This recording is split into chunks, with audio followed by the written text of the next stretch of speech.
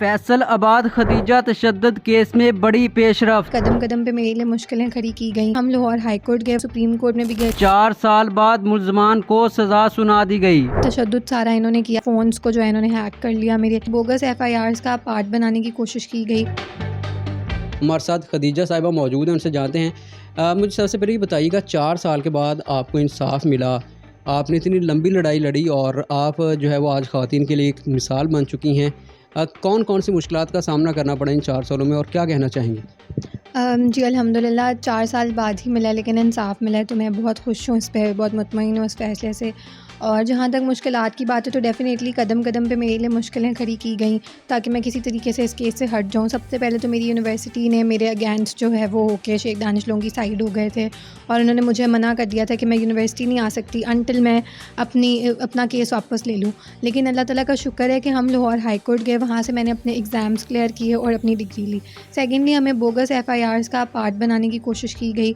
मुझे और मेरे भाइयों को बार बार गलत मुकदमों में, झूठे मुकदमों में इन्वॉल्व करने की कोशिश की गई, लेकिन वो भी उनकी सब कोशिशें नाकाम रही।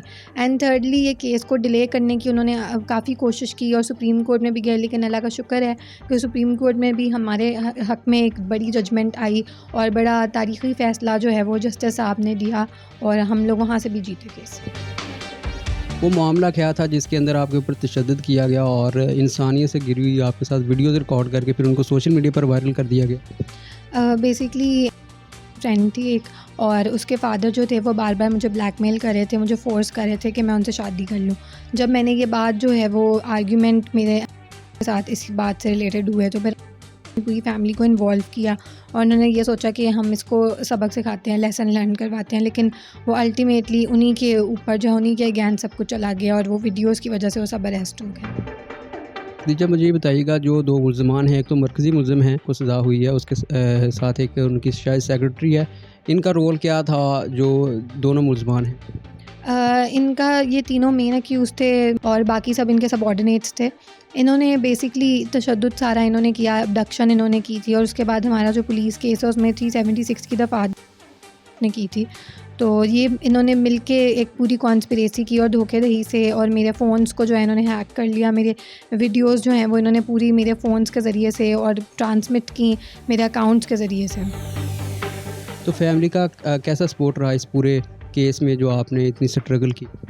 अल्हम्दुलिल्लाह मेरे दोनों भाइयों ने, मेरी मदर ने और मेरी बहन ने, उन्होंने पूरी सपोर्ट की। जो उन्होंने कहा था कि कुछ भी हो जाएगा, हमने इस केस से नहीं हटना, हमने इंसाफ हासिल करना है।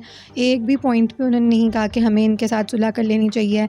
सुलह की ऑफ़र्स तो बहुत ज़्यादा आई, बहुत ज़्यादा उन्होंने हमें, हमारे रिलेटिव्स को इन्वॉल्व करने की कोशिश की, लेकिन हमने हर किसी को ना की क्योंकि हम सब ने ये सोच लिया था कि हमें इंसाफ ही चाहिए और हमने कहा था कि इंशाल्लाह हक़ की जीत ही होगी और बातिल हार ही खाएगा। तो जब आप केस जीत कर 4 साल के बाद घर आती हैं तो फिर फैमिली का क्या रद्द-ए-अमल था?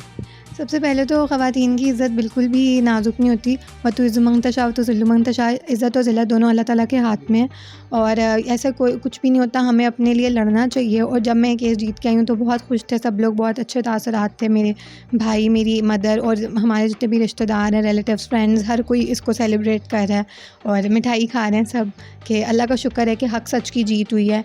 अल्लाह ताला ने ये हमें फ़तह नसीब की। तो ख़वातीन के लिए आप क्या पैगाम देना चाहेंगी? जी, मैं तमाम तर ख़वातीन से एक ही बात कहना चाहूँगी कि आप अपने हक़ के लिए बाहर निकलें, लेकिन अल्लाह ताला भी उसके साथ खड़ा होता है जो ख़ुद के साथ खड़ा होता है। तो आप अपने हक़ के लिए ज़रूर बाहर निकलें। वतवासौ बिल हक़ वतवासौ बिस सब्र। जब आप हक़ के रास्ते पे चलते हैं तो फिर सब्र तो करना पड़ता है, लेकिन जब आप सब्र के साथ हक़ के रास्ते पे चलते रहेंगे तो इंसाफ़ ज़रूर मिलेगा। अदालतें आपको ज़रूर इंसाफ़ देंगी। मुझे मिला तो सबको मिलेगा।